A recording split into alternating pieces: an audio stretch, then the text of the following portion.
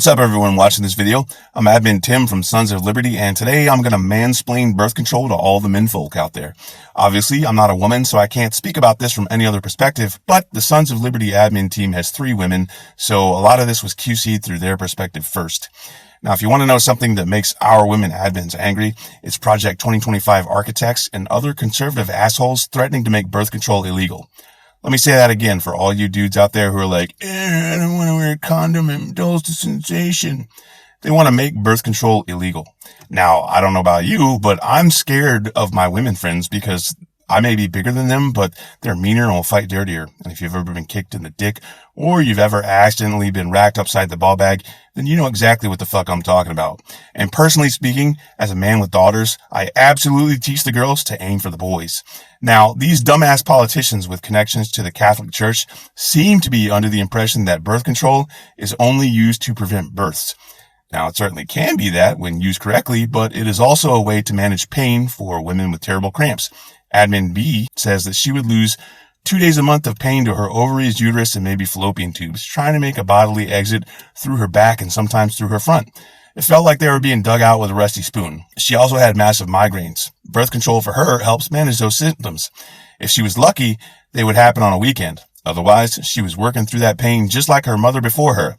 If birth control goes away and those symptoms come back, I am authorized to speak on her behalf that she will make it a man's problem in one way or another for all the women out there who suffered before her and those who come after her. Look, this is not 1952.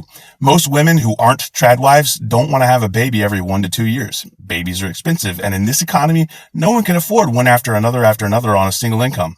I don't know who the fuckwads are that think this is a good idea, but apparently they work for the Heritage Foundation, so you need to know about it.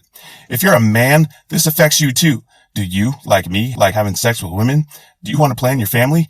Do you wish for your partners to not experience the terrible, very awful side effects of being a person who menstruates? Your answer should be yes for all these except maybe the first question, depending on whether or not you're ace, gay, whatever. I'm not judging you. I'm not just an ally. I'm a fucking accomplice. You could like having sex with men or non-binary people or not at all, but access to birth control still matters to you too. Now, you may think that we're exaggerating about this, but Admin Tim, no one is threatening birth control access. Oh, contraire mon frere. Admin V wants you to know that there are an awful lot of shadowy corners in the Republican Party that think birth control is abortion, and no amount of trying to explain the science of conception will convince them that they're wrong. Remember, we were lied to that Roe versus Wade was settled law. So Kevin Roberts, the Heritage Foundation president and the architect of Project 2025, has close ties to Opus Dei, which most people only know from conspiracy theories and novels like the Da Vinci Code. One of the core tenets of Opus Dei is that it does not believe in this traditional separation of church and state.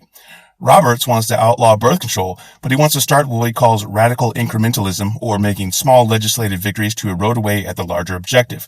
Their plan isn't just to limit abortion access and dismantle the Department of Education to get rid of sex ed.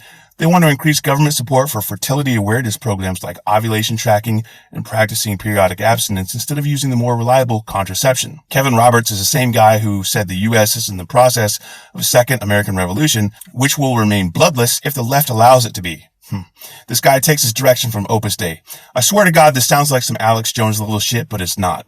If you're not hearing the alarm bells, you need to wake the fuck up. The women admins of the page agree that the bear would never. I've been told to say exactly that.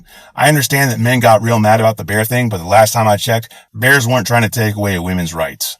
For Sons of Liberty, I'm Admin Tim, and Admin Tim 316 says get fucked and die mad about it. 2 claps and a Rick. Woo!